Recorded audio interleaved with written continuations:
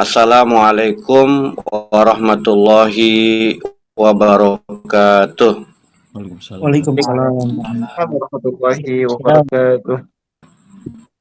Alhamdulillahi rabbil alamin ya walihi wa yaumiddin amma ba'du.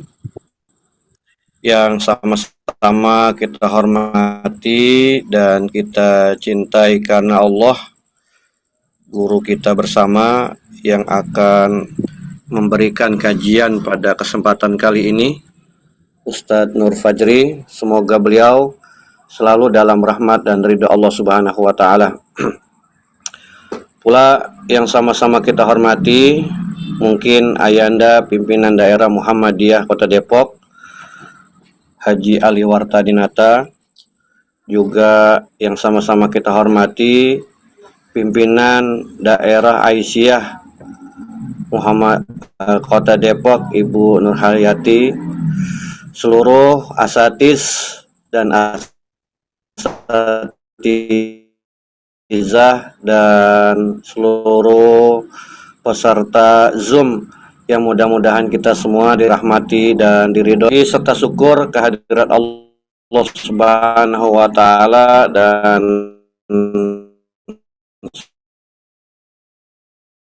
selawat serta salam kepada Nabi besar kita, Nabi Muhammad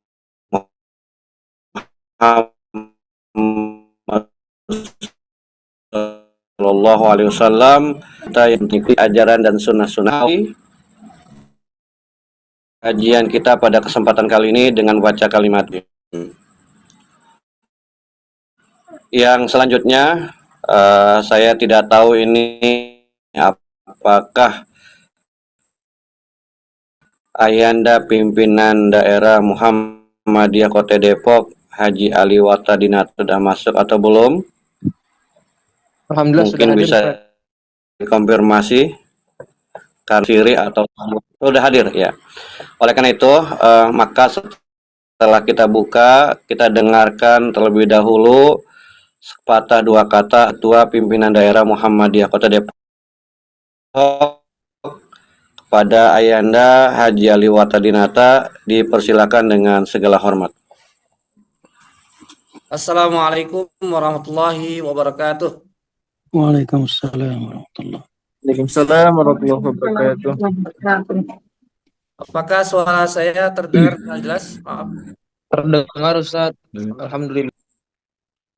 Alhamdulillahilladzi arsala rasulahu bil huda wa dinil haq liyuzhirahu 'ala ad-dini kullihi wa kafa billahi syahida. Asyhadu an la ilaha illallah wahdahu la syarikalah wa asyhadu anna Muhammadan 'abduhu wa rasuluhu la nabiyya ba'dah. Allahumma salli ala Muhammad wa ala alihi wa ashabihi wa man tabi'ahum bi ihsanin ila yaumil qiyamah, amma ba'du. Yang saya hormati Ketua Majelis Tarjih dan Tasdid Pimpinan Daerah Muhammadiyah Kota Depok beserta seluruh jajaran pimpinan majelis dan anggota majelis, wabil khusus guru kita Al-Ustadz Kiai Nur Fajri Ramadan MA. Yang saya hormati pemandu acara Ustadz Ahmad Isnaini, dan yang saya hormati seluruh peserta kursus dari Depok School of Tarjih yang insya Allah dirahmati Allah Subhanahu wa taala, baik yang berasal dari Depok maupun juga dari Jawa Barat, dari Jawa Tengah, Jawa Timur, bahkan saya lihat ada yang dari Sumatera, dan dari laporan panitia ada juga yang berasal dari luar negeri. Masya Allah, ini adalah sebuah karunia Allah yang sangat luar biasa yang patut kita syukuri. Maka marilah yang pertama kita manjatkan puji dan syukur kita kehadirat Allah Subhanahu wa taala atas limpahan rahmat dan karunia Allah. Hari ini melalui Zoom meeting kita dapat berkumpul dalam majelis ilmu yang sangat strategis dan sangat fundamental bagi gerakan dakwah Muhammadiyah wabil khusus di Kota Depok. Berselawat dan salam marilah kita aturkan kepada Nabi kita Muhammad Sallallahu Alaihi Wasallam. pada keluarganya, sahabatnya, dan para Allah. pengikutnya yang selalu berusaha untuk mengikuti ajaran dan sunnah beliau.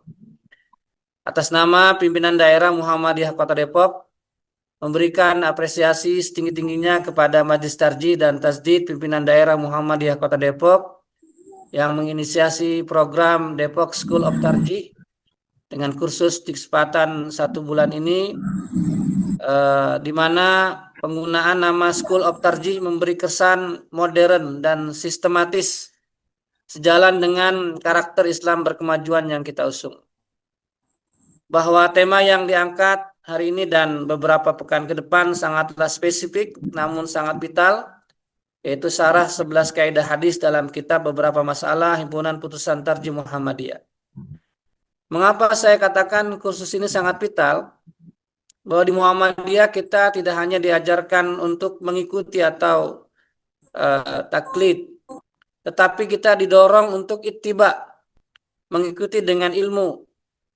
Himpunan Putusan Tarjih bukan sekedar buku kumpulan hukum-hukum halal dan haram. Di dalamnya khusus pada bagian kitab Beberapa Masalah terdapat fondasi metodologis bagaimana hukum itu diambil. Maka mempelajari 11 kaidah hadis ini berarti kita sedang mempelajari dapurnya pemikiran Muhammadiyah. Kita belajar bagaimana para ulama tarjih menyeleksi hadis, mana yang makbul diterima sebagai dalil, mana yang mardud atau ditolak, dan bagaimana mengkompromikan dalil-dalil yang tampak bertentangan atau ta'arud. Bapak-bapak dan ibu-ibu, para saudara sekalian yang saya hormati, di era informasi yang banjir dengan berbagai pemahaman keagamaan yang terkadang membingungkan umat, kehadiran kader-kader yang paham manhaj tarjih sangat dibutuhkan. Kita di Kota Depok sebagai kota penyangga ibu kota dengan masyarakat yang kritis dan intelektual, dan juga di seluruh belahan masyarakat tentunya membutuhkan jawaban-jawaban agama yang kokoh secara dalil dan maslahat secara sosial. Maka melalui Depok School of Tarjih ini saya berharap akan lahir kader-kader ulama Muhammadiyah yang tidak hanya hafal putusan tapi paham jalan pikiran di balik putusan tersebut. Sehingga ketika nanti ada pertanyaan dari warga atau masyarakat luas tentang mengapa Muhammadiyah berpendapat begini, Bapak Ibu para asatidz bisa menjelaskan landasan kaidahnya, bukan sekedar berkata pokoknya begitu kata HPT. Hadirin Jumiyah Muhammadiyah yang dirahmati Allah, kepada para peserta yang terdaftar di grup, saya lihat ada 300 orang dan yang hadir malam hari ini 138 orang. Kami berharap bisa mengikuti kursus daurah ini dengan sungguh-sungguh. Ini adalah ilmu alat yang berat namun sangat mulia. Jadikan majelis ini sebagai wasilah untuk mendekatkan diri kita kepada Allah Subhanahu wa Ta'ala melalui pemahaman sunnah makbulah yang benar. Akhir kata, dengan memohon ridha Allah Subhanahu wa Ta'ala dan rasa gembira yang sangat luar biasa dalam diri saya dan seluruh pimpinan daerah Muhammadiyah Kota Depok, kami membuka kegiatan program Depok School of Tarjih ini, kursus syarah 11 kaidah untuk bisa dilaksanakan, dan mudah-mudahan Allah Subhanahu wa Ta'ala senantiasa memberikan kekuatan, kecerdasan dan keistiqomahan kepada kita dalam merawat syarikatan dan mencerahkan umat ini. Secara khusus saya mengucapkan terima kasih yang sebesar-besarnya kepada guru kita Ustadz Nur Fadli Ramadan. Semoga Allah Subhanahu wa Ta'ala selalu menjaga beliau dan berikan keberkahan beliau dan seluruh bapak sekalian yang dirahmati Allah. Saya kira itu saja yang saya sampaikan. Selamat mengikuti. Mudah-mudahan Allah Subhanahu wa Ta'ala meridhai. Nasrun minallah wa batun qarib wa basyiril mu'minin. Wassalamualaikum warahmatullahi wabarakatuh. Waalaikumsalam warahmatullahi wabarakatuh. Terima kasih Ayanda yang sudah memberikan hari ini begitu jelas dan begitu gamblang harapan-harapan dan kegembiraan yang beliau sampaikan. Semoga juga ini menjadi harapan-harapan kita ke depannya sehingga wajah Muhammadiyah ke depan lebih luar biasa, peran-peran berkenaan dengan tarjih dan sebagainya. Mungkin kita sudah tidak sabar para jamaah semua untuk menggali ilmu, kemudian berenang di ilmu pengetahuan yang luas, apalagi ilmu yang akan dibahas ini tentang sesuatu yang luar biasa, karena Rasulullah menyampaikan taraktu fikum amrayni ma in tamassaktum bihima lan tadilla pada Al-Quran dan Sunnah dan kaedah-kaedah dan sebagai Fajri untuk bisa menyampaikan kepada beliau seluas-luasnya, kami persilahkan. Oke, terima kasih banyak Syekh Isna ini. Terima kasih banyak juga Haji Ali Atadinata. Mudah-mudahan Allah selalu berkahi ayahanda-ayahanda kita. Syekh Isna ini juga anggota Majelis Tahjid dan Tajrid Pimpinan Daerah Muhammadiyah Kota Depok. Mudah-mudahan juga Allah membalas kebaikan beliau yang berkenan menjadi moderator di sesi pertama kali ini. Bismillahirrahmanirrahim. Assalamualaikum warahmatullahi wabarakatuh. Alhamdulillah wassalatu wassalamu ala Rasulillah wa ala alihi Waalaikumsalam wa man wala wala quwwata illa warahmatullahi wabarakatuh. billah. Apakah sudah terlihat paparan layar saya? Kelas Ustaz, kelas. Mam. Wadih.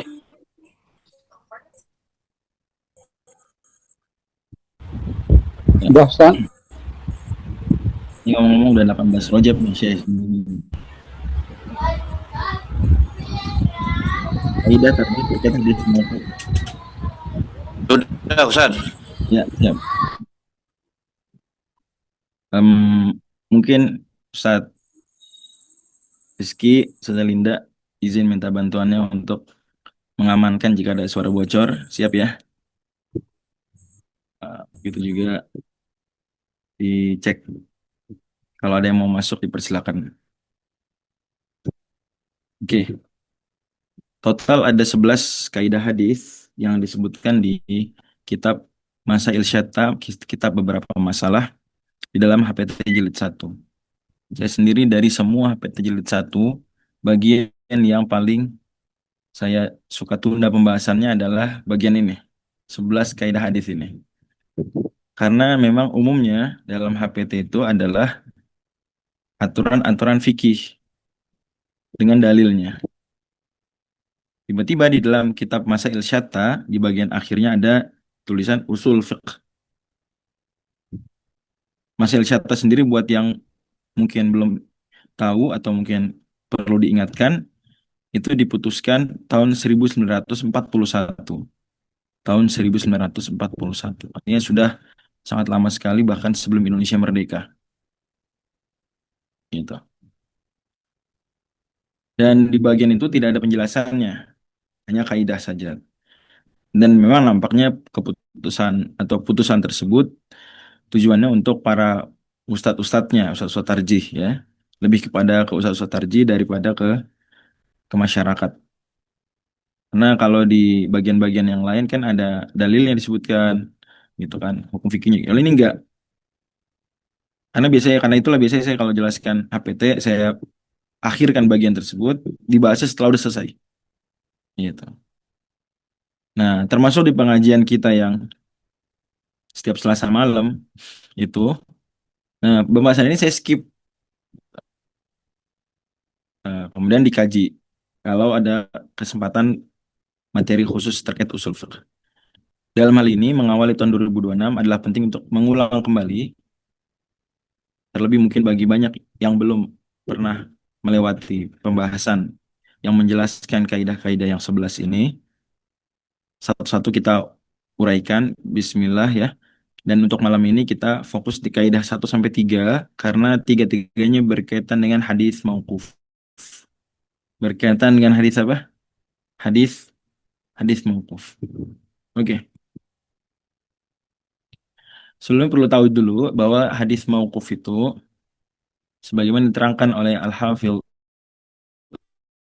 Ibnu Hajar Al-Asqalani dalam matan beliau yang terkenal Nukhbatul Fikar fi Mustalahi Ahli Al-Athar, itu kata beliau bahwa hadis dari sisi siapa ujungnya, ya siapa ujungnya, itu dibagi 3. Jadi kan hadis itu ada ujungnya ya. Misalnya rata-rata hadis itu ujungnya siapa yang bersabda? Siapa yang berkata? Rata-rata hadis. Nah, gimana nih? Rata-rata hadis. Dibikin jangan di mute aja, tapi diawasi biar bisa ya, interaktif. Para para hadirin sekalian, para ustadz yang dirahmati Allah, rata-rata hadis itu ujungnya adalah perkataan siapa? Rasulullah, Ustaz. Rasulullah SAW. Perkataan Nabi Muhammad SAW.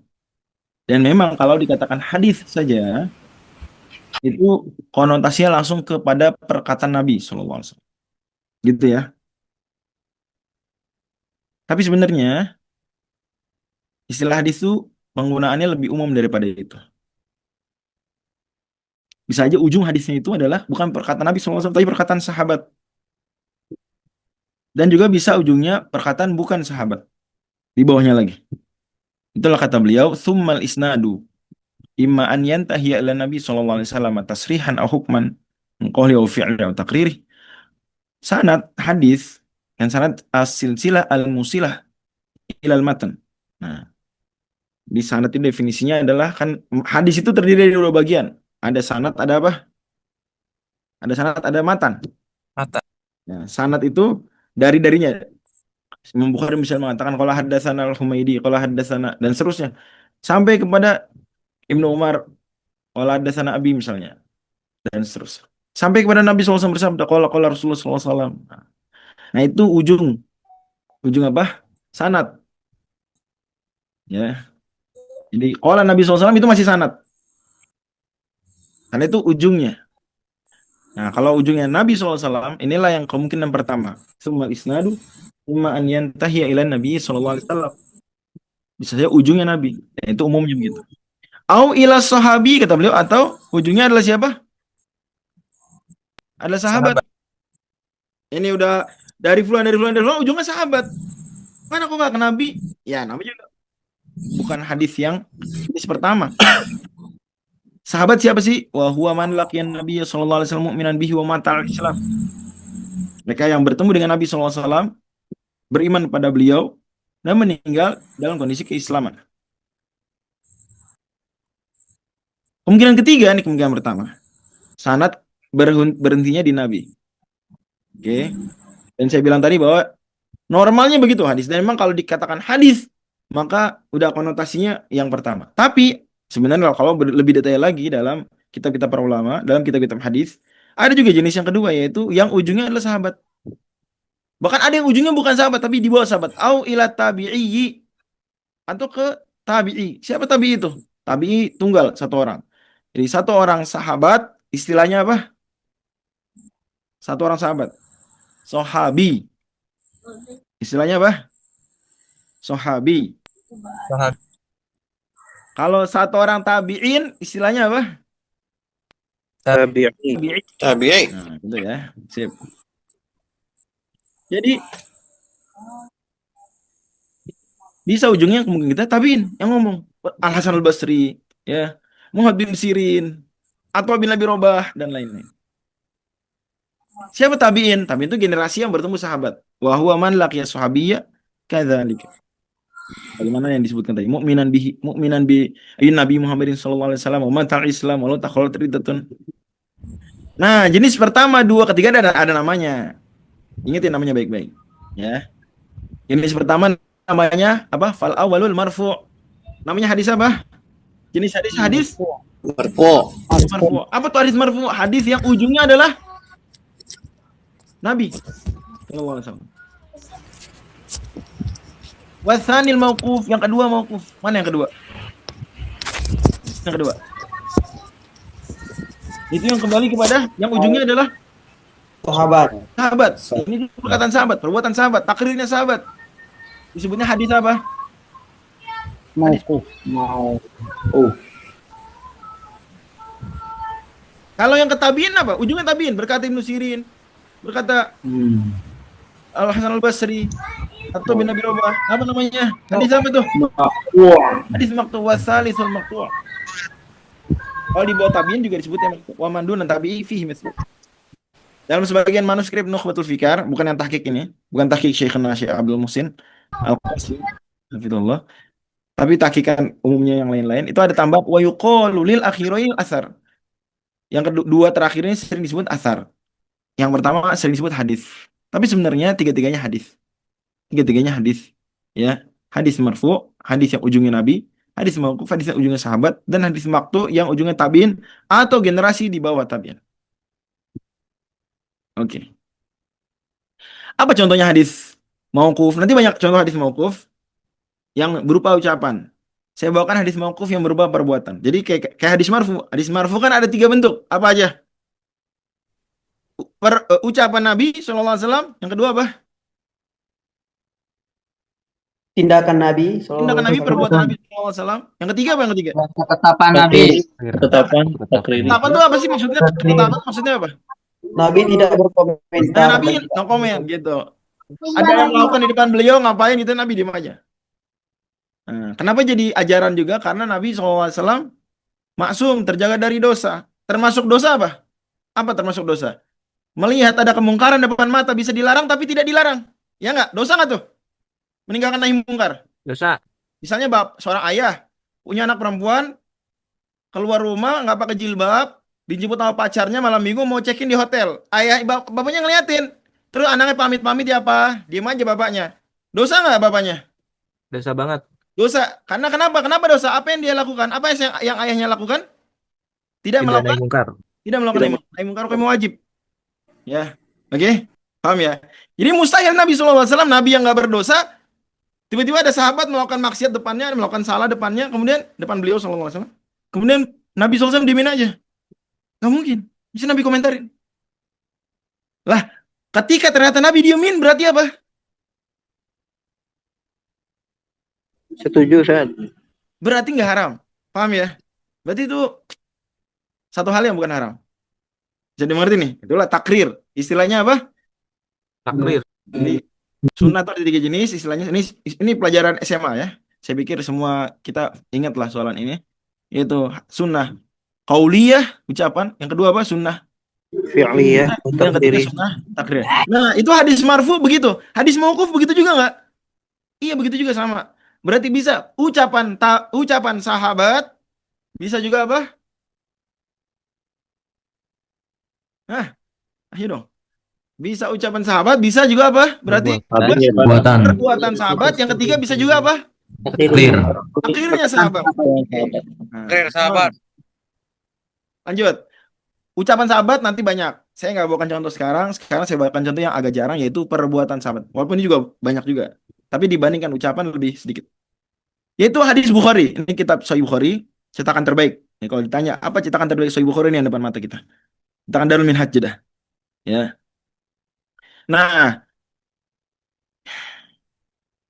Imam Bukhari meriwayatkan bahwasanya Al Hasan Al Basri, qala Al Hasan mengatakan, wa amma Ibnu Abbasin wa huwa mutayammimun. Kata Al Hasan Al Basri, Ibnu Abbas jadi imam, padahal Ibnu Abbas sholatnya dengan apa bersucinya atau menghilangkan sholat apa dulu? Tayamum. Tayamum itu raful hadas enggak? Tapi Ibnu Abbas tayamum tapi jadi imam. Nah, itu perbuatan sahabat. Kata Al Hasan Al Basri, Ibnu Abbas aja tayamum jadi imam. Sementara jamaahnya itu apa? Wudu. Ibnu Abbas tayamum misal gitu, contoh. Sisi pendaliannya begitu memang. Ya. Nah, ini hadis apa nih? Hadis ujungnya Ibnu Abbas, nggak ada nabinya tuh, nggak kelihatan, nggak ada di sanad. Hadis apa? Mauquf. Mauquf jenisnya apa? Apa jenis qauli, fi'li, apa takriri? Fi'li. Oh, mantap. Lanjut. Sekarang ini contoh yang takriri. Kita belum bahas apakah hujah atau enggak ya. Nanti kaidahnya kita baca. Ini apa berarti perbuatan Ibnu Abbas itu pasti benar? Pasti merupakan dalil wajib diikuti ya. Itu ntar pembahasannya. Ya. Karena kalau perkataan Nabi, perbuatan Nabi, takrir Nabi udah jelas itu hujah. Dan itu udah selesai pembahasannya. Karena memang kita masih syaitannya membahas isu-isu yang tambahan ya daripada yang sudah jelas. Gitu. Oke, sekarang yang takrir ada nggak yang takrir? Ada. Ya. Saya bahkan diriwayatkan oleh Al-Hafidz Ibnu Al-Jauzi. Ini juga diriwayatkan oleh Ibnu Sa'ad juga dalam kitab Tabaqat beliau. Ibnu Jauzi bawakan dengan sanad beliau dalam kitab Al-Qassas wal Mudzakirin. Dengan sanad beliau qala akhbarana Hibatullah dan seterusnya. Ujungnya adalah apa? Nah, nih. An Abi Bishrin, an Yusuf bin Mahak. Yusuf bin Mahak. Tabi'in. Qala ra'aitu ibn Umar. Yusuf bin seorang tabi'in mengatakan aku melihat Ibnu Umar. Ibnu Umar generasi apa Ibnu Umar? Radhiyallahu anhu. Ustaz. Umar bin Khattab. Saya melihat Ibnu Umar inda Ubaid bin Umairin. Ada di dekat Ubaid bin Umair. Ubaid bin Umair tabi'in. Wa huwa yaqus. Ubaid bin Umair lagi ceramah tapi cuma nyampaikan cerita. Nah, ini di kitab ini Imam Ibnu Jauzi bahas, boleh nggak sih ceramah tuh isinya cuma cerita? Apa ceramah harus Quran, Sunnah, harus nggak? Boleh nggak kalau ceramah cuma cerita? Ya, mungkin kalau kita dengar pembahasan ini kayak aneh karena kita udah sering banget ya hadir acara isinya penuh cerita. Bisa-bisa mungkin nggak ada ayat, nggak ada hadis dalam satu sesi pengajian misalnya. Boleh apa nggak yang begitu? Nah, itu pembahasannya ya. Jadi Ibnu Umar ternyata lagi duduk, sementara hadir di majelis itu, Ibnu Umar hadir di majelis. Siapa yang sedang ngomong? Ubaid bin Umair, tabi'in. Ngapain yang beliau lakukan? Apa yang beliau lakukan nih? Ubaid bin Umair, wahwah yakus. Ceramah dengan cara menyampaikan apa? Cerita. Kira-kira apa yang kita harapkan dari cerita ini? Ya, ini kita harapkan ada informasi apakah Ibnu Umar akan melarang apa gimana gitu kan ya, bener nggak? Mana nih boleh nggak sih ini? Beliau kan dapat Ibnu Umar salah satu sahabat yang paling tinggi sekali komitmen kepada sunnah Nabi SAW. Nah, ternyata kata Yusuf bin Mahak wa ainahu tahriqani dumu'an. Ternyata mata Ibnu Umar ngapain? Apa yang terjadi pada mata Ibnu Umar? Meneteskan air mata, Ustaz. Wah, mengalir air mata. Berarti ceritanya cerita Ubaid bin Umar sangat menyentuh. Jago public speaking beliau. Masya Allah, tabarakallah. Berarti di sini takrir nggak? Takrir. Takrir. Ini Ibnu Umar, kalau memang itu nggak boleh ceramah dengan cara cuma nyampaikan cerita. Apaan nih ceramah? Kenapa nggak ada hadis, nggak ada ayat? Ceramah apaan cuma isinya cerita? Nah, kan Ibnu Umar pasti larang. Gitu kira-kira kondisi psikologi pemikiran kita yang ketika baca hadis ini. Kita membayangkan begitu. Ya, Ibnu Umar larang dong. Kalau memang itu nggak boleh. Ternyata Ibnu Umar malah bukan yang ngelarang, tapi ngapain? Duduk, dengerin, dan gak cuma duduk dengerin. Tapi ngapain? Apa yang terjadi pada beliau? Menangis. Nangis. Oh. Ngomong sesuatu ya Ibnu Umar? Nggak ngomong sesuatu. Berbuat sesuatu secara aktif? Enggak. Diam. Nangis. Itu termasuk takrir ya. Nah, ini takrir sahabat. Berarti ini hadis, jenisnya hadis apa ini? Ujungnya sahabat tuh, lihat. Paling tingginya sahabat. Nah, hadis apa nih berarti ini? Jenis hadis mauquf. Mauqufnya mauquf apa? Fi'li, qauli, apa takriri? Takriri, Ustaz. Takriri. Oke, fix. Maju ya. Sip. Apakah itu hujah? Kita terusin dulu deh. Langsung ke kaidahnya. Kaidah pertama, al-mauquful mujarradu la yuhtajju bihi. Yuk baca bareng-bareng. Al-mauquful mujarradu la yuhtajju bihi. Al-mauquful mujarradu la yuhtajju bihi. Ya. Hadis mauquf belaka. Ini mauquf aja. Mauquf titik gitu. Nggak ada tambahan lain. Nggak ada, oh mauquf tapi nggak gitu. Mauquf aja. Seperti tadi yang kita bawakan. Tidak dapat dibuat hujah. Ini nggak bisa jadi hujah. Ingat nih, ini kan judul di kitab di HPT-nya itu di atasnya usul fiqh. Tapi sebelah-sebelahnya terkait hadis. Nggak masalah karena memang ini usul fiqh terkait hadis. Karena di dalam buku usul fiqh ada pembahasan kaidah-kaidah usul fiqh dalam bidang hadis. Dan titik penekanannya kalau usul fiqh terkait hadis adalah dia tuh dalil atau bukan. Itu titik penekanannya. Termasuk di sini. Yang disampaikan bukan hadis mauquf itu apaan? Nggak ada. Disebutin nggak di HPT? Hadis mauquf adalah nggak. Tapi yang penting bukan adalahnya, tapi dalil atau bukan. Ternyata dia tidak menjadi apa? Hadis mauquf aja tidak menjadi dalil, tidak bisa jadi hujah. Jadi misalnya kalau kita melihat yang tadi, Ibnu Umar radhiyallahu anhu mau nangis mau gimana? Itu jadi dalil nggak? Bolehnya ceramah isinya cuma cerita. Jadi dalil nggak berarti? Tidak, Ustaz. Kalau nggak jadi dalil. Apa berarti haram? Ya kita cek ada dalil lain nggak. Tapi kalau itu aja itu nggak jadi dalil. Boleh nggak imam itu tayamum tapi imam? Boleh nggak? Bisa nggak berdalil dengan hadis mauquf yang barusan yang dari Ibnu Abbas? Kalau hanya itu saja bisa nggak? Tidak bisa. Tidak bisa, Ustaz. Oh gitu sih Ustaz. Ini Ibnu Abbas loh, radhiyallahu anhuma. Ibnu Umar radhiyallahu anhuma. Ini dua minal abadillah ini. Ulama-ulama top sahabat ini. Ibnu Abbas ulama terbesar Makkah, Ibnu Umar ulama terbesar Madinah. Kok bisa-bisa kita bilang yang mereka lakukan, pendiaman mereka itu bukan dalil, bukan hujah. Bisa saja kita simpangi. Kalau memang hanya itu dalilnya ya, hanya itu argumennya. Jawaban kita adalah seperti yang ditegaskan Syekhul Islam Ibnu Taimiyah dan ulama-ulama lain, termasuk Syekhul Islam Zakaria Al-Ansari. Kita baca beliau Syekhul Islam Zakaria Al-Ansari. Kata beliau, qaulu sahabi ghairu hujjatin. Ucapan sahabat bukan apa?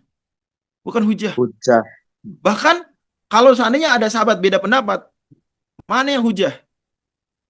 Mana yang hujah? Sahabat A bilang halal, sahabat B bilang haram. Mana yang jadi dalil? Yang ada murajihnya. Nggak. Jangan bahas yang lain dulu. Kalau dari di antara dua ini, mana yang dalil? Nggak ada. Belum ada. Nggak ada. Maka kata beliau, kalau sahabi goiru hujatin ala akhor wifakon. Sepakat. Dalil. Kalau beda pendapat, sepakat bukan dalil. Gitu. Adapun apakah kalau nggak sepakat, kalau nggak ada yang melawan, nggak ada yang berbeda pendapat gimana? Nah, itu nanti ada pembahasan kita di akhir bulan, insya Allah. Tapi di sini udah dikasih spill, yaitu apa? Sekaligus berhubungan dengan kaidah pertama. Wa ghairihi. Begitu juga bukan jadi hujah bagi selain sahabat fil asnad yang benar. Wal asahu annahu la yuqalat juga tidak bisa sahabat ditaklid begitu saja. Oke. Syekhul Islam Taimiyah juga katakan, ini dua Syekhul Islam dalam dua mazhab yang berbeda ya. Ya. Wa man qala minal ulama inna qala sahabi hujatun fa inna maqalau idza lam yukhalifu ghairuhu minas sahabah. Kalaupun ada ulama bilang perkataan sahabat itu dalil hujah, itu kalau nggak ada yang beda pendapat. Kalau ada perbedaan pendapat maka fix bukan hujah. Ya. Juga kalau seandainya terkenal, tsumma idza ishtahar walam yungkiru dan nggak diingkari. Ya misalnya Ibnu Abbas berpendapat A, terkenal pendapatnya kemana-mana dan tidak diingkari. Nah, itu baru tuh bisa jadi hujah. Tapi kalau cuma berbuat saja, cuma berkata saja. Dia bilang wa amma idza lam yashtahir fa hadza in urifana ghairuhu lam yukhalifu faqad yuqalu hujah. Ini saja dia bilang hujah. Tapi itu bukan pendapat yang dipakai Muhammadiyah. Muhammadiyah dalam hal ini sama seperti mazhab Syafi'i. Bahwa pendapat sahabat belaka bukan hujah. Wa amma idza urifana khalafahu fa laysa bihujatin bil ittifaq. Adapun kalau sahabat beda pendapat, maka ini sepakat ulama, dia bukan hujah. Gitu ya. Bahkan ketika ucapan sahabat atau perbuatan sahabat tidak cocok dengan sunnah Nabi SAW, dan mungkin saja terjadi ketika sahabat tidak mengetahui sunnah Nabi. Mungkin. Kata beliau, wa mata kanati sunnatu tadulu ala khilafihi kanatil hujjatu fi sunnati Rasulullah SAW. Kalau seandainya ucapan sahabat, perbuatan sahabat, andai, dan itu mungkin, dan ada kasusnya, itu ternyata nggak cocok dengan perkataan, perbuatan Nabi SAW, mana yang jadi hujah? Mana yang kita ambil? Qaulun Nabi Kata Kata Nabi SAW. Sebagaimana kalimat terkenal Imam Malik, kullun yu'khadhu wa yutraku illa sahib hadzal qabr. Semua orang bisa diterima, ditolak ucapannya kecuali Nabi SAW. Beliau menunjuk makam yang ada di ujung Masjid Nabawi. Nah, ini yang tadi kita sebut ya, bahwasanya mauquf dalam fatwa tarjih, fatwa majelis saja dikatakan mauquf hanya sampai sahabat. Marfu tadi sampai ke Nabi. Maktu kemana tadi maktu? Ke tabi'in. Jadi ini yang tadi kita baca di awal. Oke. Apa contoh penerapannya dalam fatwa tarjih dalam pendapat Muhammadiyah? Apa contoh?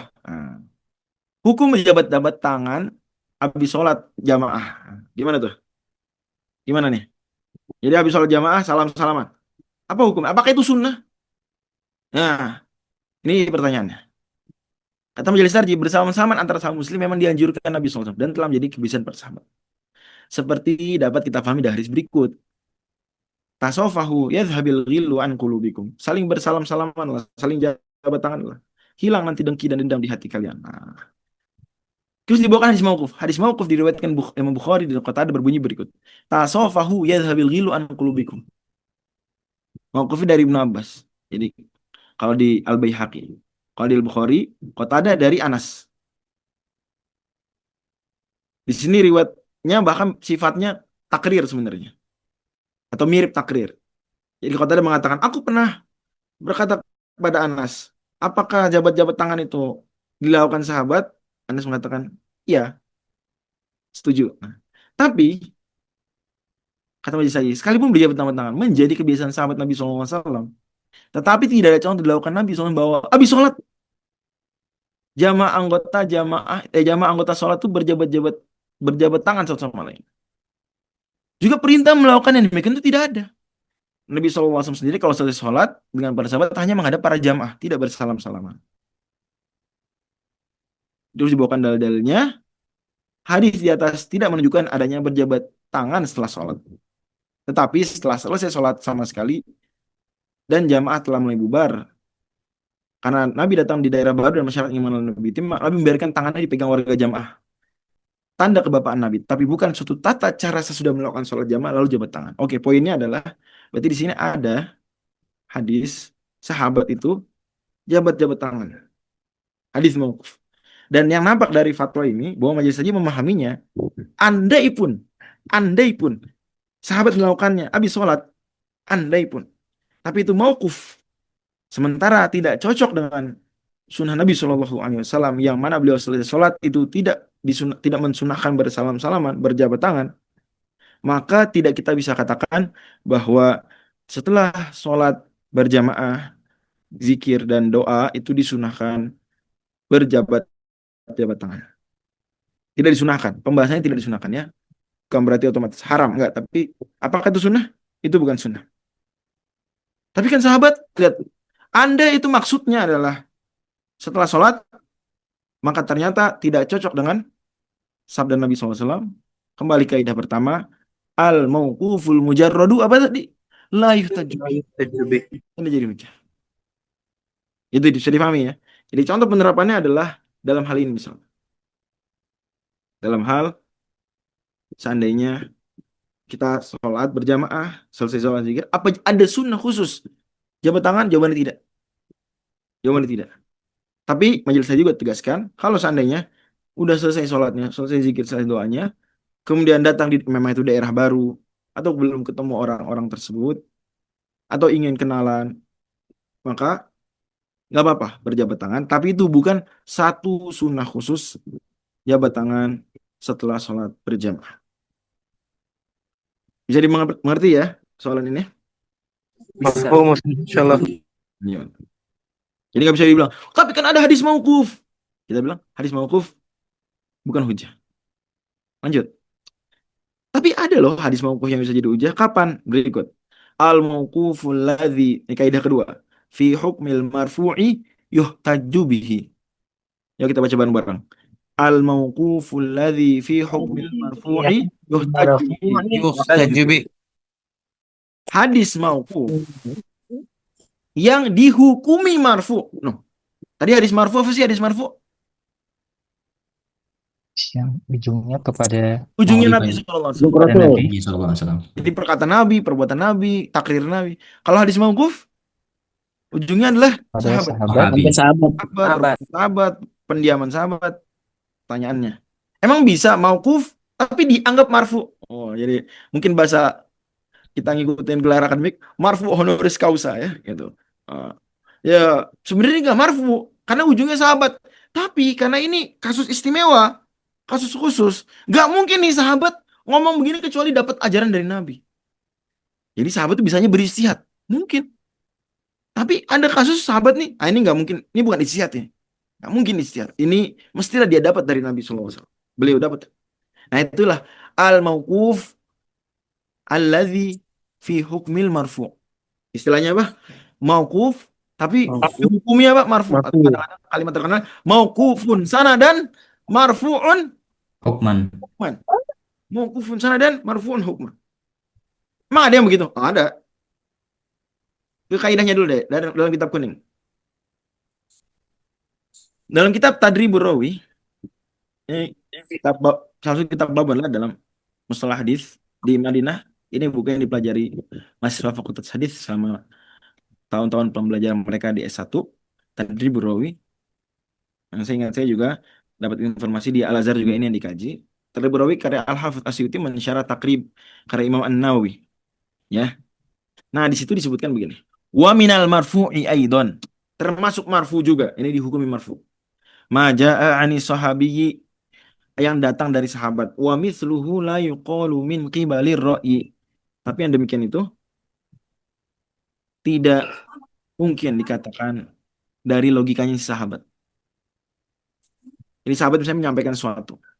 Tapi kita melihat nih, yang disampaikan ini merupakan akidah, hal gaib ya, ibadah mahdoh. Ya itu nggak mungkin sahabat berlogika dalam karena hukum asal ibadah kan tauqif, butuh dalil. Sebagaimana juga sudah diterangkan di HPT di Al-Masihul Khoms ya, gitu kan? Ya nggak bisa ngarang-ngarang bikin ibadah sendiri, nggak bisa.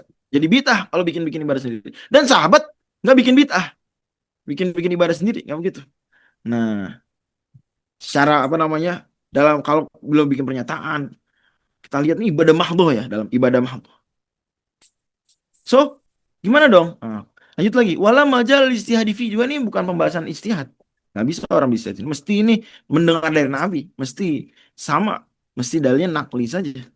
Maka dikatakan fayuh malu alas sama. Maka dianggap ini dapat informasi dari Nabi. Dianggap ini mesti dapat dari Nabi. Padahal kelihatan nggak ada nabi-nabinya di situ. Di hadisnya, di sanad dan di matan. Ada nggak? Nggak Nggak ada. ada. Sahabat aja. Tapi ini pembahasan hal gaib. Tapi ini ibadah mahdoh. Bukan ibadah ghair mahdoh. Ibadah mahdoh. Sehingga nggak mungkin nih ngarang-ngarang. Nggak mungkin nih istihad. Pendapat pribadi. Mesti nih dapat dari Nabi. Paham ya? Mungkin muncul pertanyaan. Kalau memang tuh mesti dari Nabi. Kenapa nggak ngomong aja sahabat yang bersangkutan. Itu dari Nabi. Kenapa nggak begitu? Kira-kira apa alasannya? Gampangnya misalnya apa? Untuk meringkas. Karena nggak selalu sahabat itu bicara waktunya cukup kemudian kepikiran untuk nyebutin dari Nabi. Nggak selalu juga. Bisa aja ya udah ngomong aja biasa kayak kita sehari-hari. Orang tua nasihatin anak selalu nggak? Nabi bersabda selalu begitu nggak? Nggak selalu. Seringkali menyampaikan nasihat begitu aja. Tapi nasihatnya ada di hadis nggak? Bisa jadi ada. Paham ya? Gitu. Misalnya orang tua bilang, nah jangan tidur tengkurap. Begitu aja. Itu hadis bukan tuh? Maksudnya omongan barusan hadis bukan? Disandarkan ke Nabi nggak? Marfu nggak? Enggak. Nggak marfu. Tapi sebenarnya ada nggak sih hadisnya? Ada Ustaz. Ada. Nah, kira-kira gambaran begitu. Kira-kira gambaran. Atau seorang ustadz gitu ya menyampaikan kisah di akhirat gitu. Nanti gimana proses-prosesnya. Tapi nggak lupa atau nggak sempet atau sengaja mungkin untuk meringkas menyebut itu hadisnya gimana. Tapi kita ngerti lah, ini nggak mungkin ngarang-ngarang. Ini mesti dari Nabi. Nah, cuma kan itu orang-orang biasa akhir zaman. Mungkin aja salah, mungkin bawakan hadis palsu dan sejenisnya. Tapi sahabat sepakat kaum muslimin ya, sebagaimana dinyatakan oleh Imam Ibn Hibban, nukilan ijma'nya, Al-Imam An-Nawawi dan lain-lain, bahwa sahabat Nabi SAW semuanya apa? Orang soleh. As-sahabatu kulluhum udulun. Sahabat semuanya orang soleh. Kagak ngarang-ngarang, gak ngaco-ngaco gitu ya. Dalam hal penyampaian ajaran Islam dari Nabi. Itu maksudnya. Dalilnya dari Quran, radhiyallahu anhum wa radu'an.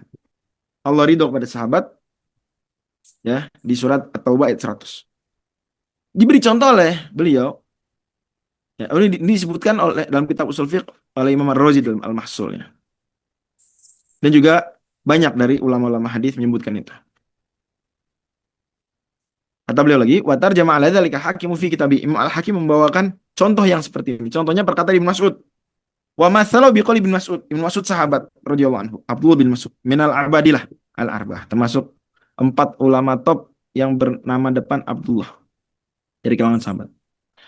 Kata beliau, kata Ibnu Mas'ud, man ata sahiron aw arrafan faqad kafara bima unzila ala Muhammadin sallallahu alaihi wasallam. Barang siapa mendatangi tukang sihir, mendatangi dukun, ya, maka ia telah mengingkari yang diturunkan kepada Nabi Muhammad SAW, mengingkari Quran. Ya. Nah ini kan perkataan coba, mungkin gak Ibnu Mas'ud ngomong ngarang-ngarang aja nih, pendapat pribadi aja, mungkin gak? Gak mungkin. Nggak mungkin. Menghukum yang seperti ini pembahasan akidah ini. Sampai level faqad kafar bima unzila ala Muhammadin sallallahu alaihi wasallam. Maka ini marfu'un hukman ya, mauqufun sanadan marfu'un hukman. Oke ya. Misalnya lagi dalam fatwa tarjih masih jilid 1. Ini ada kata-kata hadis mauquf dihukumi marfu. Yaitu ucapan Ibnu Abbas radhiyallahu anhu. Minas sunnah. Termasuk sunnah an la yusalla bitayamumin illa li sholatin wahidah. Mauquf. Tapi Ibnu Abbas bilang termasuk sunnah. Kalau orang tayamum maka sholatnya hanya bisa sholat satu kali sholat fardu. Jadi umpama ada orang tayamum untuk sholat subuh. Umpama. Kemudian dia jalan ke padang, udah sholat subuh, jalan di padang pasir terus sampai sholat zuhur. Belum, mohon maaf, belum buang angin, belum buang air, dan sejenisnya dari pembatal-pembatal wudhu. Tibalah waktu zuhur, masih di padang pasir, masih nggak ada air. Bisa nggak langsung sholat zuhur? Apa harus tayamum lagi? Ini pembahasannya. Ada hadis mauquf, dihukum marfu. Ibnu Abbas menyebut di sini termasuk sunnah minas sunnah. Orang kalau sholat dengan tayamum tadi hanya bisa dipakai dalam berapa sholat wajib? Satu sholat wajib. Berarti kalau kita menjadikan ini dalil, ya berarti orang tadi yang tayamum untuk sholat subuh terus belum batal, terus masuk waktu zuhur, bisa nggak langsung sholat zuhur tanpa tayamum lagi? Bisa, Ustaz. Nggak, kalau kita ingin dijadikan dalil, bisa nggak? Nggak bisa. Kenapa nggak bisa? Karena tayamum, kata Ibnu Abbas, termasuk sunnah, tayamum hanya bisa dipakai satu kali sholat. Satu sholat. Berarti zuhur nanti nggak bisa dengan tayamum sholat subuh. Mesti tayamum lagi untuk sholat zuhur. Paham ya?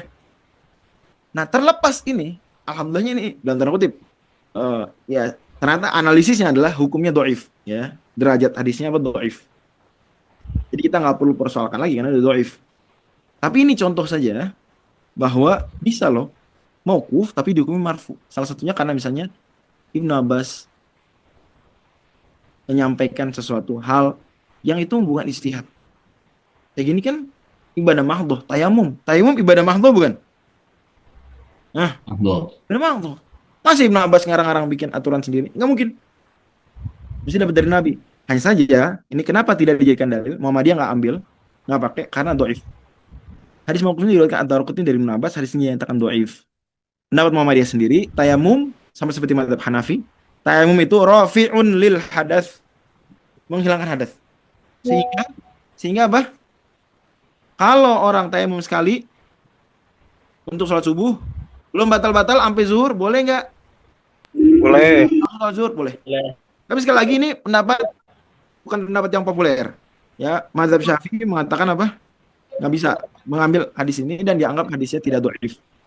Gitu. Bisa difahami kasus ini? Bisa. Oke, kalau bisa lanjut. Contoh lain. Hadis mauquf gimana marfu istilahnya ini bisa aja. Hadis mauquf sanadnya tapi hukumnya marfu. Yang mana tuh? Dilakukan Bukhari Muslim. Kata Abu Sa'id Al-Khudri, kita dulu kana fina Rasulullah. Waktu ada Rasulullah SAW. Ya, nukhriju zakatal fitri an kulli saghirin au kabirin au hurrin au mamlukin so'an min akib. Jadi mauquf Abu Sa'id ujungnya. Tapi gimana marfu? Walaupun bisa juga sebenarnya kalau jelas-jelas disebutkan di sini zaman Rasul hidup itu sebenarnya marfu. Benernya. Ya, bisa juga dikatakan langsung aja marfu. Karena di sini pembahasan berarti takrir. Tapi dari sudut pandang karena ujungnya adalah Abu Sa'id mengatakan kami yang mengeluarkan zakat tanpa mempertegas bahwa Nabi melihat, Nabi mendengar gitu ya. Makanya dianggapnya hadis mauquf bimakna marfu oleh majelis tarjih. Dan memang para hadis pun ada yang mengatakan. Itu gimana sih? Kami dulu mengeluarkan zakat untuk anak kecil. An kulli saghirin. Nah. Ustaz, jadi apakah berarti karena hadis mauquf Majelis Tarjih Muhammadiyah ini kagak memandang bahwa anak kecil juga dizakat fitrahin? Gimana? Enggak lah, tetap anak kecil dizakat fitrahin. Lah tadi kaidah pertama hadis mauquf hujah bukan? Kaidah pertama. Bukan. Bukan, kalau Tapi kan itu kaidah pertama mauquf mujarrad, mauquf aja. Nah. Ada kaidah kedua, al-mauquful ladzi fi hukmil marfu' yuhtajju bih. Kalau dia dihukumi marfu seperti kasus gini, ujungnya sahabat tapi mengatakan zaman Nabi kami bayar zakat untuk anak kecil, maka yuhtajju bih, dia dalil. Kalau gitu kenapa yang tadi bukan dalil? Kenapa ini bukan dalil? Kenapa nggak dipakai? Nggak dijadikan dalil oleh majelis tarjih? Karena hadisnya apa? Dhaif. Dhaif. Itu aja. Masalah di dhaifnya kalau yang ini. Kalau ini, alhamdulillah sahih. Muttafaqun alaih bahkan. Sehingga anak kecil juga dizakatin. Saya mengerti ya? Oke. Contoh lain, hadis Ummu Salamah. Ummu Salamah mengatakan, ya, an Ummi Salamah tafiqol, beliau menafsirkan. Atau ditanya tentang, dalam riwayat lain, kayak gini-gini ditanya. Ya. Tentang Ar-Rahman wal Arsy istawa. Juga sama, beliau mengatakan, qalat al-kaifu ghairu ma'qul wal istiwa ghairu majhul iqrar bi iman wa juhud bi kufur. Ini kan mauquf. Mauquf enggak? Mauquf, Ustaz. Mauquf Ummu Salamah radhiyallahu anha. Kan gitu. Tapi ini pembahasan akidah. Menetapkan sifat Allah Subhanahu wa taala beristiwa di atas arsy. Sebagaimana disebutkan Al-Qur'an dan banyak hadis. Maka gak mungkin Ummu Salamah ngarang-ngarang. Maka ini dihukumi marfu. Sehingga majelis tarjih pun mengambil itu dalam fatwanya.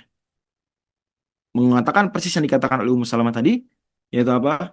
Beristiwa, Allah beristiwa di atas arsy, kita wajib beriman dan tidak perlu bertanya-tanya bagaimana dan di mana. Kaidah ketiga, ini ternyata 25/9 nih. Gimana Syekh Isna ini? Gak apa-apa, kita lanjutin dikit ya. Siap, Ustaz. Dikit lagi, Ustaz. Kalau tadi ada pembukaan, jadi itu lupa saya perhitungkan ya. Lupa. Oke, sebentar. Di kolom pertanyaan, di kolom chat ada pertanyaan nggak ya? Oke, aman berarti. Belum ada, Ustaz. Sip. Kita lanjut ya. Kaidah ketiga panjang. Ya, saya bacakan aja. Al-mauqufu yakunu fi hukmil marfu'. Ini sebenarnya menjelaskan kaidah kedua. Kapan mauquf jadi hukumnya marfu'? Gitu ya. Idza kana fihi qarinah, kalau ada qarinahnya, kalau ada indikatornya. Yufhamu minha raf'uhu ila Rasulillah sallallahu alaihi wasallam. Difahami dari situ bahwa ini sebenarnya berasal dari Nabi. Seperti udah kita contohkan tadi ya. Ka qauli Ummi Athiyyah kunna radhiyallahu anha, kunna nu'maru an yukhrija fil 'idi al-huyyad al-haditha. Dan hadis sejenis. Wa nahwihi. Wa nahwu enggak apa-apa di apa namanya? Ditakdirkan ya. Al-haditha uzkuril haditha atau akmilil haditha wa nahwa wa akmil nahwa hadzal hadits. Enggak apa-apa ya. Walaupun bisa juga lebih nampak mudah orang pahami kaqoli Ummi Athiyyah wa nahwihi, berarti ya di sini manjur. Enggak masalah, dua-duanya boleh. So, Ummu Athiyyah sahabat perempuan, satu orang diistilahkannya sahabiyah. Kan kalau laki-laki satu orang sahabat istilahnya apa tadi? Sahabi. Kalau perempuan Sahabi. sahabiyah. Sahabi ya. Gitu ya. Ummu Athiyyah radhiyallahu anha sahabiyah. Mengatakan, kita dulu kunna nu'mar, diperintahkan an nukhrija fil 'idi, kita mengeluarkan. Jadi ini bagusnya pakai nun ya. Mungkin ada juga riwayat dengan ya yukhroja misalnya contoh. Atau yukhrija al-abu yukhrijal walidu. Yukhrijal mar'u, boleh juga. An nukhrija fil 'idi, kita mengajak keluar, mengajak pergi ke lapangan sholat Id al-huyat, perempuan yang haid. Perempuan haid sholat kagak sih? Kan kagak sholat. Sepakat ijma ulama, perempuan haid itu haram sholat dan tidak sah kalau sholat juga.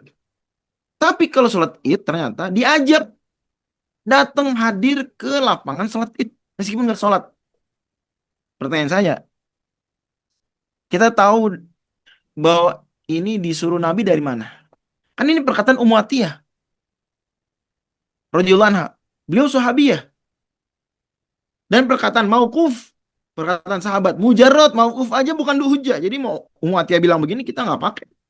Maksudnya bukan hujjah, kita nggak wajib ngikutin. Gitu kan? Bukan hujjah, bukan dalil. Bukan seperti sabda Nabi SAW.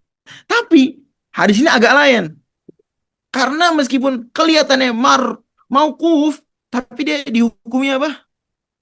Marfu. Dari mana kita dapat? Butuh qarinah, namanya qarinah. Indikator. Contoh tadi indikatornya apa?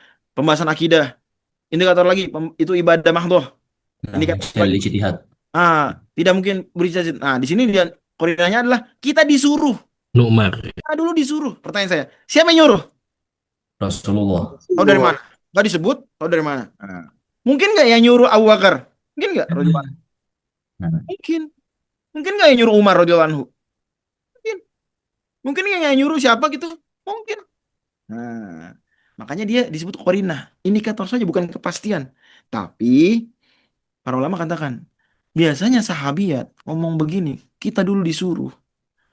Itu tujuannya untuk mengajari tabiin. Jadi seolah-olah tabiin ini ragu. Masa sih perempuan haid diajak juga ke lapangan sholat id? Nah, biar nggak ragu, sahabat menyampaikan apa dong? Menyampaikan sesuatu yang merupakan hujah atau sesuatu yang bukan hujah? Ayo. Suatu yang hujat. Hujah lah. nah, Kalau enggak ya ngapain dari awal emang? Itu yang lagi diskusikan. Kalau emang ya ini suruhan Abu Bakar, ya Abu Bakar kan bukan nabi kan gitu. Bisa jadi begituin sama tabiin. Tapi konteks pembicaraan ini konteks pembicaraan ihtijat fi mahalil ihtijat fi maqamil istidlal. Umatiyah sedang ingin menyampaikan dalil sehingga tabiin ngikut. Oh iya iya. Maka kunanu maru kita disuruh. Maka kita paham yang nyuruhnya siapa? Nabi SAW. Walaupun belum pasti, tapi konteks yang memperkuat itu. Maka disebut qarinah, indikator. Bisa dimengerti nih? nah, Ustaz. Oke, lanjut. Itu yang disebutkan oleh juga Al-Hafidz As-Suyuti. Lain-lainnya. Al-Hafidz As-Sakhawi dalam Fathul Mughith. Pakar-pakar hadis. Disebutkan Al-Imam Al-Muwafiq Qudamah dalam Rawdun Nadhir. Buku-buku usul fiqh nyebutkan ya. Itu begini. Di antara contohnya aja. Umirna bikadza. Kita disuruh. Nuhina an kadza. Kita dilarang. Minas sunnah termasuk sunnah. Gitu. Nah ini kalau Imam An-Nawawi bilang menurut jumhur langsung aja marfu. Ya. Atau bisa juga dikatakan mauquf sanadan marfu'un hukman juga nggak masalah. Itu khilaf lafzi soal itu. Oke. Apa contoh prakteknya dalam fatwa? Ada juga begini. Hadis mauquf sebagai koordinat sekali koordinat. Rupanya wanita diperkenankan. Majelis meskipun tidak menjadikan hadis mauquf sebagai hujah, tapi bukan berarti nggak dipakai sama sekali dan nggak dianggap. Tapi itu dipertimbangkan sebagai penguat saja. Oke? Nah, apalagi kalau memang dia ada korinnya menunjukkan bahwa itu dilakukan zaman Nabi, Nabi menyetujui misalnya. Contoh ini, ada sahabat rupanya wanita diperkenankan sholat Jumat. Dan kalau nggak sholat Jumat, sholat zuhur. Nih, kalau datang sholat Jumat 2 rakaat. Kalau nggak, maka sholat zuhur 4 rakaat. Diriwayatkan Ibnu Mas'ud pernah mengatakan kepada neneknya Ibnu Mas'ud, jika engkau nenek mau melakukan sholat Jumat bersama imam, maka lakukanlah sholat bersama imam. Ini 2 rakaat juga. Tapi kalau engkau wahai nenek sholat di rumah, maka sholatlah 4 rakaat. Hadis ini diriwayatkan oleh Ibnu Abi Syaibah, bukan Ibnu Syaibah ya, ini typo. Ibnu Abi Syaibah, dan Ibnu Abi Syaibah kitabnya namanya Al-Musannaf, dan ini salah satu kitab yang paling kaya dengan hadis mauquf. Kalau saya ditanya atau para hadirin bertanya, Ustadz mau tahu hadis-hadis mauquf di mana aja sih nyari kitabnya?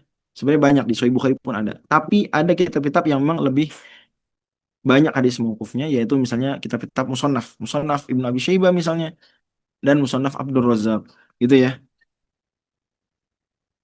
Juga ada lagi riwayat Al-Hasan yang dapat dihukumi marfu. Ia berkata dahulu para Nabi SAW sholat Jumat bersama Nabi, dikatakan oleh Nabi, jangan bawa ke masjid kecuali wanita-wanita yang tidak pakai parfum menyerbak, parfum yang wanginya menyeruak.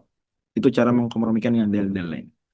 Berarti boleh wanita sholat Jumat dan sholatnya 2 rakaat. Al-Hasan juga mengatakan dahulu wanita muhajirin sholat Jumat bersama Nabi, kemudian mereka sholat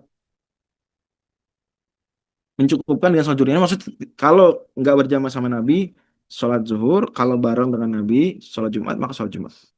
Demikian hasil penelitian Syekh Al-Albani dalam kitab Al-Jubah An-Nafi'ah. Oke. Contoh lain misalnya, hadis mauquf yang dihukum marfu adalah perkataan Aisyah tentang bahwa kalau perempuan haid itu tidak puasa. Kata beliau, kana yusibuna dzalik. Kita dulu juga kena haid. Fanu maru bi qada'i shaum. Kemudian kita disuruh mengkodok puasa. Pertanyaan saya, siapa yang nyuruh? Nabi. Pasti nggak Nabi? Belum tentu kan? Ya nggak? Nu maru mabni lil majhul. Kita disuruh. Ya, tapi seperti penjelasan tadi bahwa ya ini konteksnya beristijab. Pagi Aisyah di sini sedang ngobrol dengan seorang tabiin perempuan yang meragukan. Masa sih kok kalau puasa dikodok, kalau sholat nggak dikodok gitu. Maka Aisyah kemudian mengatakan kita disuruh kodok puasa, tidak disuruh kodok sholat. Itu konteksnya menunjukkan bahwa itu qarinah, yang nyuruh adalah Nabi SAW. Oke, itu barangkali yang bisa kita bahas. Nasrullah fathul qaribul basyirul mu'minin. Saya persilakan di 7 menit yang tersisa ya untuk berdiskusi jika ada yang mau didiskusi. Baik. Terima kasih Ustaz. Ini ada pertanyaan Ustaz di online atau dari jamaah. Saya bacakan ya. Bismillah, Ustaz izin bertanya, mohon penjelasan kaitannya asar sahabi dengan landasan hujah dalil, dan apa kaitannya dengan asar yang dilakukan Khulafaur Rasyidin, mengingat ada lagi standing dari Rasulullah dalam suatu putusan hukum. Apakah ini menunjukkan syarat kehujahan terbatas pada 4 sahabi saja, Abu Bakar, Utsman, dan Ali radhiyallahu anhu? Silakan Ustaz. Ya, jadi memang ada alaikum sunnati wa sunnatul khulafair rasyidin mahdiyyin min ba'di Abdu alaihi bin Nawajiz, hadis 40 nomor 28. Ya. Tapi itu tidak lantas menjadikan bahwa perkataan Abu Bakar sendiri, perkataan Umar sendiri, perkataan Utsman sendiri, perkataan Ali radhiyallahu anhum semuanya sendiri itu hujah, bukan. Tapi ketika itu menjadi satu kebijakan di zaman Abu Bakar, sahabat menyetujui, itu jadi hujah. Jadi karena di zaman tersebut kalau ada kebijakan-kebijakan Khulafaur Rasyidin ini, kalau batil ditentang, kalau salah ditentang, kalau nggak salah itu dinasihatin lah lebih sopannya. Kalau nggak salah disetujui. Contoh, ada nggak Umar bin Khattab bikin putusan, bikin peraturan, terus nggak disetujui, kemudian akhirnya dibatalin? Ada nggak kasusnya? Contohnya apa? Umar loh, mungkin dari 4 yang paling mengatakan wibawanya itu ya Umar bin Khattab radhiyallahu anhu. Ternyata bisa juga.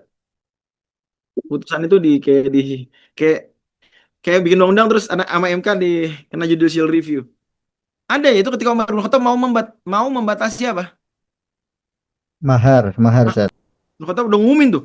Wah, jangan mahal-mahal, jangan tinggi-tinggi. Udah diumumin malah jadi aturan. Tiba-tiba sahabat perempuan mengatakan, "Khaulah radhiyallahu anha." Ya. Kenapa engkau membatasi sesuatu yang Allah Subhanahu wa taala sebut sebagai harta yang banyak? Wa ataitum, dibawakan ayat. Surat An-Nisa. Ihdahunna qintaron. Qintar itu harta yang banyak. Allah menyebut mahar sebagai harta yang banyak. Engkau mau membatasi? Langsung Umar bin Khattab membatalkan. Umar bin Khattab mendengar, ini argumen bagus. Ya. Pertanyaan saya, berarti kan clear bahwa apa? Perkataan Umar sendiri bukan apa? Bukan hujah. Meskipun beliau khalifah dari Khulafaur Rasyidin, Amirul Mukminin. Berarti yang maksud Nabi SAW, dan ini pendapat jumhur memang, bahkan hampir semua ulama, yang maksud dengan wasunnatul khulafair rasyidin mahdiyyin itu manakala menjadi apa? Ijma di 4 zaman tersebut. Sahabat-sahabat menyetujui. Ya, bisa dimengerti, mudah-mudahan bisa dipahami. Oke. Ada lagi saya istilah ini? Ya Ustaz, ada lagi yang terakhir nih Ustaz. Menggelitik dan menarik. Ini marput tapi mauquf pertanyaannya. Apa itu? Afwan Ustaz, tadi disampaikan sahabat tidak melakukan bid'ah atau dalam hal akidah. Bagaimana dengan hadis sahabat yang baca itidalnya bukan dari Nabi tapi malaikat tersenyum? Kalau enggak selalu yang ada. Oke, sip. Ya. Memang di situ bisa dijawab dengan beberapa jawaban tentang, jadi ada sahabat Nabi pas itidal membaca doa yang itu zahir riwayatnya nggak diajarkan Nabi SAW ya. Kemudian malaikat berebut mencatat, kemudian setelah Nabi sholat, Nabi tanya, siapa tadi yang membaca begitu? Para malaikat berebut. Tapi di situ sebenarnya jadinya jadi apa? Jadi takrir. Karena Nabi SAW apa? kemudian menyetujui, jadinya takrir. Demikian. Jadi bukannya sahabat itu berbuat bid'ah. Plus juga berarti sahabat yang bersangkutan memahami bahwasanya bacaan sholat ya itu ketika ada perubahan sedikit yang tidak bertentangan dengan makna bacaan sholat aslinya, maka itu sesuatu yang diizinkan. Dan memang ada pendapat seperti itu. Jadi bisa saja hadis tersebut difahami seandainya nggak apa-apa. Tapi sebenarnya kalau dalam perspektif Muhammadiyah lebih bagus yang jawaban pertama, yaitu difahami, itu jadinya malah takrir. Nah, andai sahabat tersebut begitu, kemudian Nabi SAW mendengar dan ternyata malaikat nggak berebut nyatet, sama Nabi dilarang nggak? Kalian jangan begitu. Nah, contohnya ada hadis Nabi SAW mengajari doa sebelum tidur. Di lafalnya wa bi nabiyyika alladzi arsalta. Ada lafal gitu. Dan aku beriman kepada nabimu yang kau utus. Ya Allah. Sahabat ini bacanya wa bi rasulika alladzi arsalta. Maka Nabi tegur. Bukan wa bi rasulika alladzi arsalta, tapi wa bi nabiyyika alladzi arsalta. Gitu ya. Jadi pada akhirnya yang seperti itu difahaminya marfu juga. Karena Nabi dapat laporan. Kemudian Nabi membiarkan. Bahkan Nabi tegas menyatakan malaikat berebutan. Begitu. Saya ini. Allah misal. Mungkin Syukran Ustaz. Ini masih banyak aja pertanyaan Ustaz, tapi sudah pukul 21.14. Mungkin pertanyaan yang belum bisa dijawab bisa dicatat untuk pertemuan ke depan Ustaz. Jadi jamaah kita yang sudah menyampaikan luar biasa sehingga kita bisa memahami putusan tarjih yang mungkin dalam beberapa kita baca mauquf maksudnya bagaimana dan sebagainya, tapi alhamdulillah menjadi lebih jelas dan lebih